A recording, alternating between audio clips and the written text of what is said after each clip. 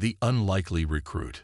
The transport ship Endeavour shuddered as it dropped out of hyperspace, and Marcus Chen pressed his face against the small viewport. Before him stretched the most magnificent sight he had ever seen. Nexus Station, the home of the Galactic Military Academy. The massive structure gleamed like a jewel against the stars, its crystalline towers reaching out in all directions like the arms of some cosmic sea creature. Marcus had never imagined anything so beautiful could exist. On Kepler 442 bits, where he had spent his entire 19 years, the sky was always the color of rust, choked with mining dust and chemical vapors. The only structures he knew were the deep excavation tunnels and the reinforced habitat domes that protected the colonists from the planet's endless storms. The ship's communication system crackled to life. All passengers prepare for docking. New cadets report to Processing Bay 7 immediately upon arrival. The voice belonged to some automated system, but Marcus could hear the subtle translation matrix working to convert the words into standard galactic. His father had taught him to listen for those electronic whispers, a skill learned during years of maintaining mining equipment on a world where a single malfunction could kill an entire crew. As the transport slowly maneuvered toward the docking bay, Marcus caught sight of other ships arriving. Some were sleek vessels from the core worlds, carrying the children of senators and corporate executives. Others were military transports bringing candidates from the warrior cultures of the Outer Rim. Each ship seemed to represent a different civilization, a different way of life that Marcus had only read about in the Academy's preparatory materials. The docking process took another hour, and Marcus used the time to review his acceptance letter for the 100th time.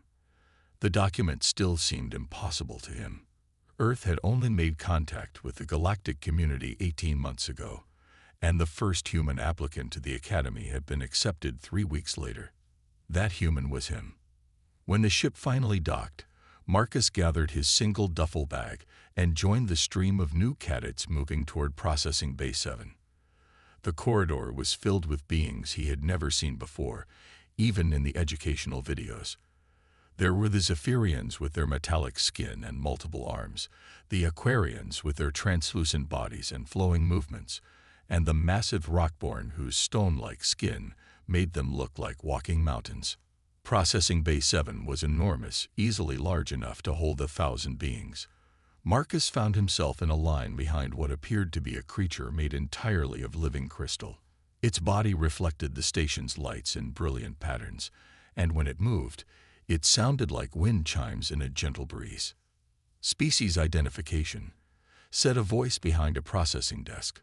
Marcus looked up to see a Zephyrian officer with 4 arms, each one working on a different task simultaneously. 2 arms were typing on separate keyboards, while the third held a scanning device, and the 4th gestured impatiently at the line of waiting cadets. "Human," Marcus said, stepping forward. Marcus Chen, from Earth Colony, Kepler 442 bits. The officer's 4 eyes widened slightly. "Ah, the human. We were wondering when you would arrive." The scanning device in the officer's third hand beeped as it analyzed Marcus's biological signature. "Interesting. Your readings are unusual." Marcus felt a flush of embarrassment. "Is something wrong, sir?" "No, not wrong. Just unexpected." The officer's 4th arm handed Marcus a data pad. "Your quarters are in Sector 12, Level 8. Your first instructor meeting is tomorrow at 800 hours. Do not be late." As Marcus walked away from the processing station, he heard whispers following him. The sound was unmistakable, even across different species and languages. He was being discussed, analyzed, probably dismissed. It was a familiar feeling from his childhood on the mining colony, where he had always been smaller and weaker than the other children. The corridor leading to Sector 12 was long and curved, following the station's artificial gravity well. Marcus passed groups of cadets who had already begun forming alliances based on their species or home regions. The Zephyrians clustered together, their metallic skin gleaming as they communicated in rapid bursts of their native language. The Aquarians moved in flowing groups, their translucent bodies creating an almost hypnotic effect as they walked. No one approached Marcus. He was the only human in sight, and his plain gray jumpsuit marked him as coming from one of the outer colonies rather than the wealthy core worlds. It was exactly the kind of isolation he had hoped to leave behind on Kepler 442 bits. The officer's four eyes widened slightly. "Ah, the human. We were wondering when you would arrive." The scanning device in the officer's third hand beeped as it analyzed Marcus's biological signature.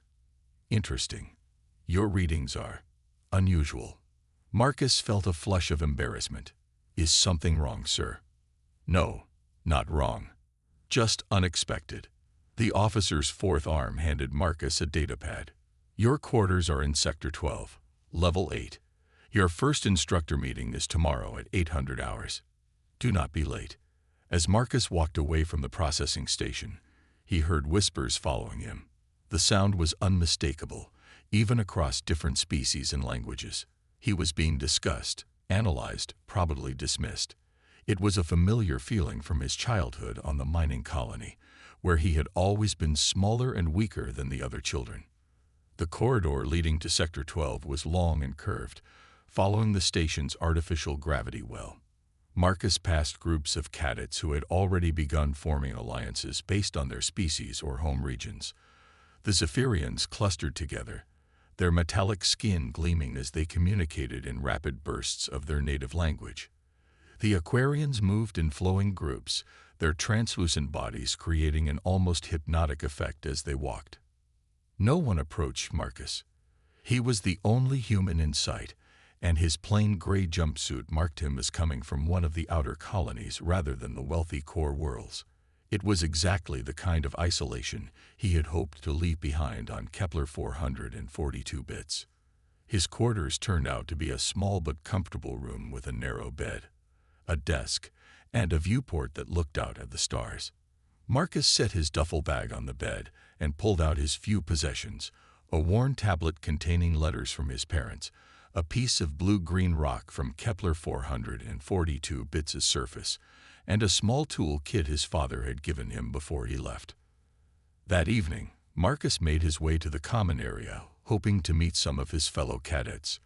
The room was filled with different species, but conversation stopped when he entered. He could feel dozens of eyes studying him, measuring him, finding him wanting. A group of Zephyrians were discussing their home world's military traditions. "The academy will be simple compared to our training," one of them said, his voice carrying the metallic ring common to his species. "We have been preparing for combat since we were children." "As have we," rumbled a rockborn whose skin looked like granite. "My people have survived on volcanic worlds for 10,000 years. This human's world is probably some garden paradise where nothing dangerous ever happens." Marcus considered correcting them, but decided against it. Let them think what they wanted. He had learned long ago that showing strength meant nothing if you had to prove it through words. Instead, he returned to his quarters and spent the evening reading about the Academy's history. The institution had been training the galaxy's elite military officers for over 8 centuries. Its graduates had led the defense against the Void incursion, established the trade routes that connected distant civilizations, and maintained peace across thousands of worlds. The Academy's motto was carved into the wall above his desk: "Strength through unity, victory through wisdom." Marcus traced the alien characters with his finger, wondering if he would ever truly belong in a place dedicated to such high ideals. Tomorrow would bring his first real test. The Academy's initial assessment would determine which training track he would follow and whether he would be allowed to continue his studies. According to the materials he had studied, more than half of all cadets were eliminated during their first week. As he prepared for sleep, Marcus thought about his parents working in the mines of Kepler 442 bits. They had sacrificed everything to send him here, believing that their son could represent humanity among the stars. He could not fail them, no matter how impossible the odds seemed. The stars outside his viewport twinkled like distant promises, and Marcus fell asleep dreaming of a future where humanity might finally find its place in the vast community of galactic civilization. The impossible test begins. Marcus woke to the sound of alarms echoing through the academy corridors. Red lights flashed in his small quarters, and the station's automated voice announced the beginning of assessment day. He dressed quickly in his cadet uniform and made his way to the central assembly hall, joining hundreds of other new cadets in the massive chamber. The hall was designed to impress, with a domed ceiling that displayed a real-time view of the galaxy. Stars wheeled slowly overhead as the station rotated, and Marcus could see ships arriving and departing through the transparent sections of the dome. It was meant to remind cadets that they were training to serve something larger than themselves. Commandant Thyrix entered from a side door, and the entire assembly fell silent. The Thyrixian was ancient by galactic standards, her crystalline skin bearing the scars of countless battles. She had been the Academy's leader for over 2 centuries, and her reputation was legendary across the known worlds. "Cadets," she began, her voice carrying clearly through the chamber without amplification. "Today you begin the Crucible assessment. This test has eliminated more promising candidates than any other challenge in Academy history. It will determine not only your placement in our training programs, but whether you possess the fundamental qualities necessary to serve the galactic community." Marcus felt his pulse quicken. The Crucible was legendary throughout the galaxy, spoken of in whispers among military families and career soldiers. No details were ever shared publicly, but everyone knew that failure meant immediate dismissal from the Academy. "You will be transported to planet Syrian," Commandant Thyrix continued, "where you will survive for 10 standard days using only your natural abilities and basic equipment. Xurian is classified as a Class 4 hazard world. Its environment will test every aspect of your training, instinct, and determination." A holographic display appeared above the assembly, showing images of Syrian surface. Marcus stared in fascination at landscapes that looked like nothing from his study materials. Purple-black rock formations stretched toward a sky the color of dried blood. Strange atmospheric phenomena created dancing lights that looked beautiful and threatening at the same time. "The atmosphere is toxic to most species," the commandant explained as new images appeared. "The plant life is carnivorous and highly aggressive. The native predators are among the most dangerous in this sector of the galaxy. Weather patterns include acid storms, electromagnetic anomalies, and temperature fluctuations that can kill an unprotected being in minutes." Marcus noticed some of the cadets around him shifting nervously. The massive Rockborn who had dismissed him the night before looked genuinely concerned for the first time. Even the confident Zephyrians were exchanging worried glances. "Historical statistics," Commandant Thyrix said, bringing up new data, "show that approximately 60% of cadets complete the Crucible successfully. 30% require emergency extraction due to injury or psychological breakdown. 10%, she paused meaningfully, 10% do not return at all." The hall was completely silent now. Marcus felt the weight of those numbers settling over the assembled cadets like a heavy blanket. This was not the academic challenge he had been expecting. This was potentially a death sentence. "You will work in squads of 6, the commandant continued. "Squad assignments are based on psychological compatibility assessments completed during your application process. Each squad will be dropped at a different location on Xurian surface. Your objective is simple: survive 10 days and reach the extraction coordinates." Marcus looked around the hall, wondering who his squad mates would be. The Academy's computers had analyzed thousands of data points about each cadet, their backgrounds, psychological profiles, physical capabilities, and educational records. The idea that he would be compatible with anyone here seemed unlikely. "Squad 7, announced a voice over the communication system. "Report to Transport Bay 4 immediately." Marcus checked his assignment card and felt his stomach drop. He was Squad 7. The walk to Transport Bay 4 felt like a march to execution. Marcus tried to remember everything he had learned about survival on hostile worlds, but most of his knowledge came from growing up on Kepler 442 bits. Every world was different, with its own dangers and challenges. Transport Bay 4 was smaller than the main docking areas, designed for military operations rather than passenger comfort. A sleek dropship waited in the center of the bay, its hull scarred from atmospheric entries on dozens of different worlds. Beside it stood 5 other cadets, and Marcus's heart sank as he recognized several faces.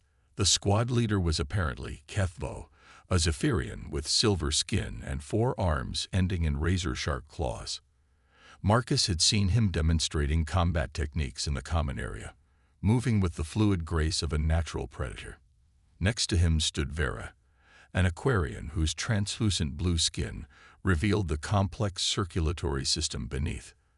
Her species could survive in environments that would drown most other beings. The third member was Cornex, the massive rockborn whose skin looked like polished granite. His species was famous for their ability to survive in volcanic environments and their resistance to extreme temperatures. The fourth was Zila, a Thornarian whose plant-like body could photosynthesize energy directly from most stars. She could potentially survive without food for the entire 10 days. The final member of Squad 7 was perhaps the most intimidating. Vex was a Voidborn, a species that had evolved in the vacuum of space. His dark skin seemed to absorb light, and his movements were utterly silent. His people were natural assassins, capable of surviving in environments that would kill most beings in seconds. Marcus approached the group, and 5 pairs of alien eyes turned to study him. The silence stretched uncomfortably as each member of Squad 7 assessed their weakest link.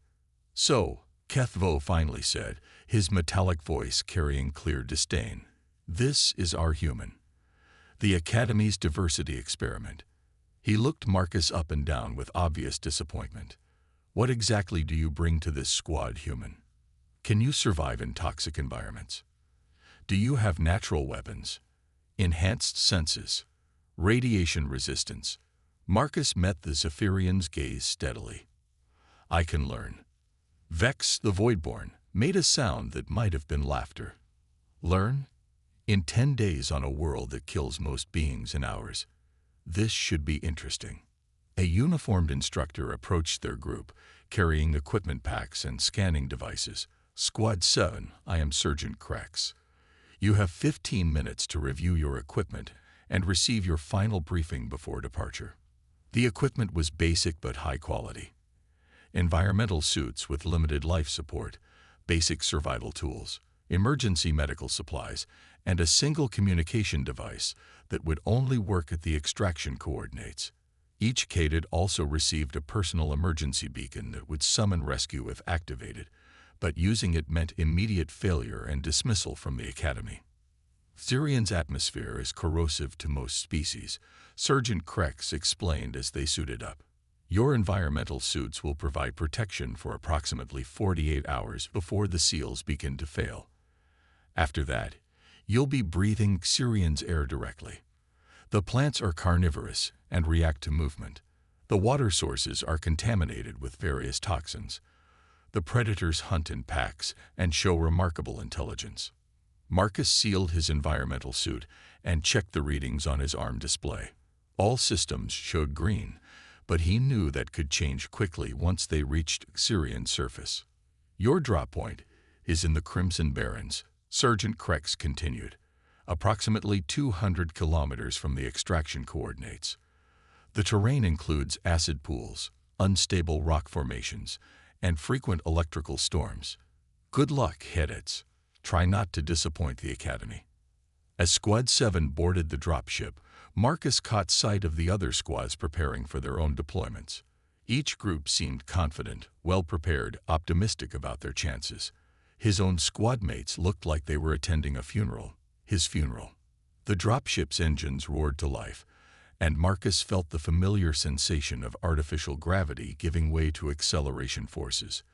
Through the small viewport, he watched Nexus Station grow smaller until it was just another point of light among the stars. Below them, planet Xyrion waited like a predator preparing to strike.